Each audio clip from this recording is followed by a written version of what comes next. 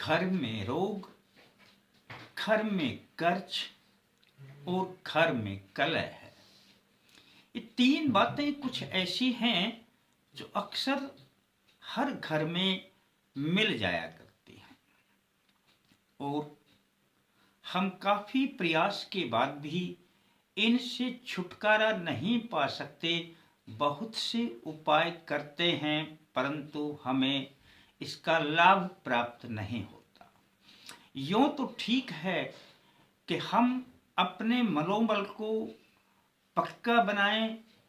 किसी भी संघर्ष विपत्ति से लड़ने का अपने अंदर एक साहस पैदा होना चाहिए। कार्य करना बहुत जरूरी है, बेहद जरूरी है, परंतु इसके बावजूद हमें देवों की शरण लेना भी अति आवश्यक है। मैं भगवान भोलेनाथ के बारे में जिक्र कर रहा हूँ और भगवान भोलेनाथ के मंदिर में हम अक्सर बताया करते हैं कि जब शिवलिंग पर जल चढ़ाया जाता है तो जो जल चढ़ा हुआ नीचे गिरता है, उस जल को यदि सेवन किया जाए तो तकरीबन रोग भी दूर होते हैं और भोलेनाथ की कृपा भी प्राप्त होती है।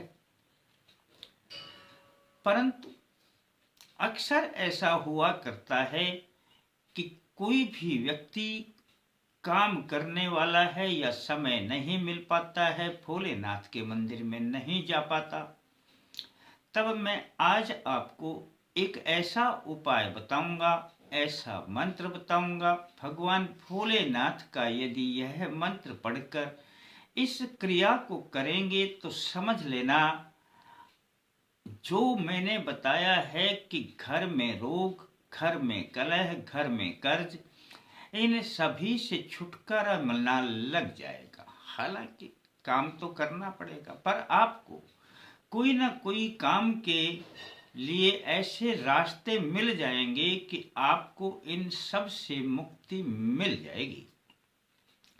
बस करना क्या है आपने दोस्तों, 21 दिन का प्रयोग बताता हूं। बस प्रयोग आपने सुबह नहा धो करके करना है और बस जब प्रयोग करेंगे तो आपको आवश्यकता केवल जल की ही होगी और किसी की होगी भी नहीं। एक अपने पात्र में जल ले लें और एक चम्मच ले लें और एक खाली पात्र भी अपने पास में रख लें। पूरब की ओर मुख करके बैठें, चाहे अपने पूजा स्थान के सामने ही बैठ जाएं। यदि पूजा स्थान पूरब में बना हुआ है तो अति उत्तम है, उत्तर में है तो उत्तर की ओर भी मुख करके बैठ सकते हैं। पूरब की ओर मुख करके बैठें, चाहे उत्तर की ओर मुख करके बैठें। अपने सामने बस एक पात्र में जल, एक चम्मच और एक खाली पात्र, यही आपके लिए बहुत कुछ है। पर जो काम करेगा वह ये मंत्र करेगा और यह जल करेगा।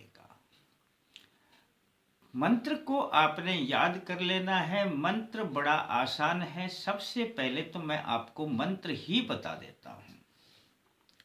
इस मंत्र को याद करना, इस मंत्र का उपयोग इसी जल के साथ में किस प्रकार से करना है यह भी बताऊंगा।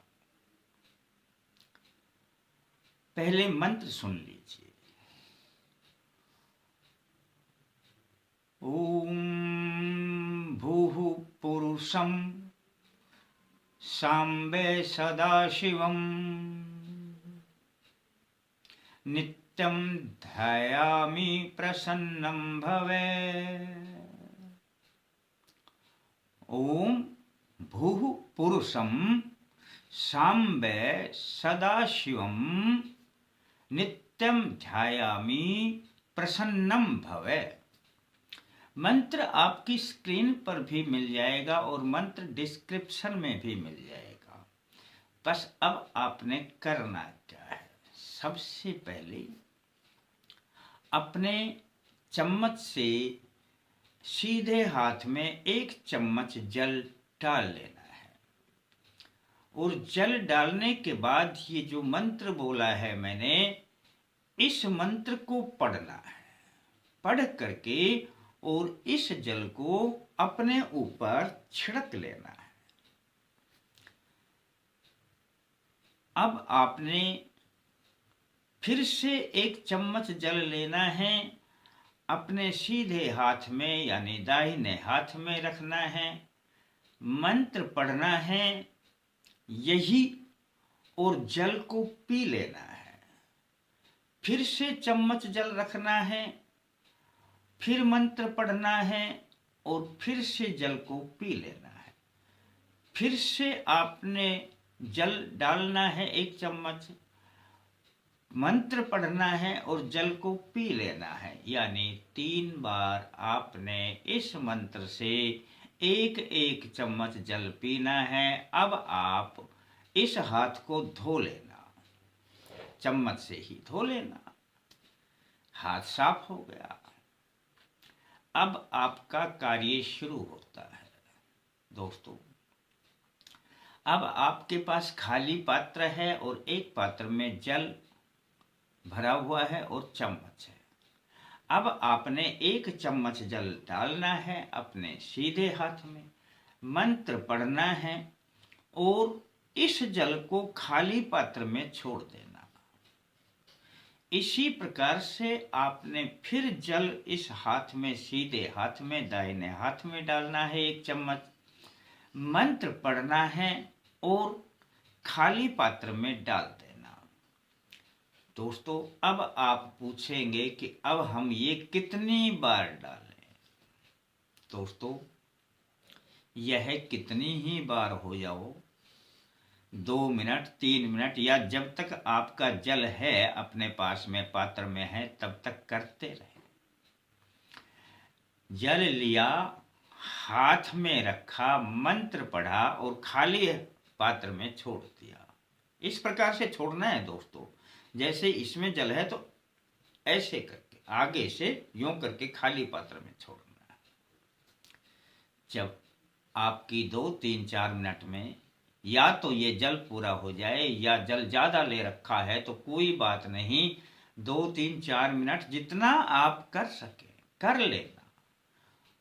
अब यह जो जल है इसे अपने जो खाली पात्र में आपने जल डाला है इसे उठाना, अपने इस पात्र को अपने हाथ पर रखना और भगवान भोलेनाथ से अर्जी लगा देना, यानी बोल देना कि हे भगवान भोलेनाथ, मैं अपना नाम बोल देना, आपकी शरण में हूँ। अब आपके घर में कोई दिक्कत है, आपके ऊपर कोई बीमारी है, घर में कोई बीमारी है, कर्जा बढ़ गया है या जो भी परेशानी है, उस परेशानी को बोल देना दोस्तों। और बस बोलने के बाद हे भोलेनाथ आप इसे दूर करें, मुझ पर अपनी कृपा बनाए रखें। इस जल को लेना और अपने घर में कोई भी गमले बने हुए हों जिसमें पेड़ पौधे लगे हुए हों उसमें डाल देना। और यदि आपके घर में किसी गमले में कोई पेड़ पौधा नहीं है तो आप कहीं पर भी बाहर वृक्ष में डाल देना। अब आप पूछेंगे कि क्या यह जल तुलसी में भी डाल सकते हैं? तुलसी में यदि रविवार आ जाए तो नहीं डालना, अगर रविवार और दिन जो हो, रविवार के अलावा भले ही तुलसी में डाल दें। और जरूरी नहीं है कि एक ही पौधे में डालें, आप बदल बदल कर भी किसी में भी डाल सकते हैं। दोस्तों 21 दिन का प्रयोग है ये। 21 दिन का प्रयोग यदि आप कर लेते हैं तो समझ लेना तकरीबन समस्याओं से छुटकारा मिलने लग जाएगा। करके देखें और इसका फायदा उठाएं। अच्छा लगता है तो किसी को बताएं, वीडियो को लाइक कर लें। जिन्होंने सब्सक्राइब नहीं किया हुआ है अब वो सब्सक्राइब कर लें। घंटी का बटन दबा करके आल लिखा आए तो आल को दबा दें। दोस्तों कमेंट्स में कुछ तो लिखें। जय माता दी, जय भोलेनाथ। ये आप जो लिख सकते हैं लिख दें, अब इसमें तो आपका कुछ जाता नहीं है, शेष तो आपके ऊपर है, आप करते हैं या जो भी करें। फिर मिलते हैं दोस्तों नए अंक के साथ, तब तक के लिए जय माता दी।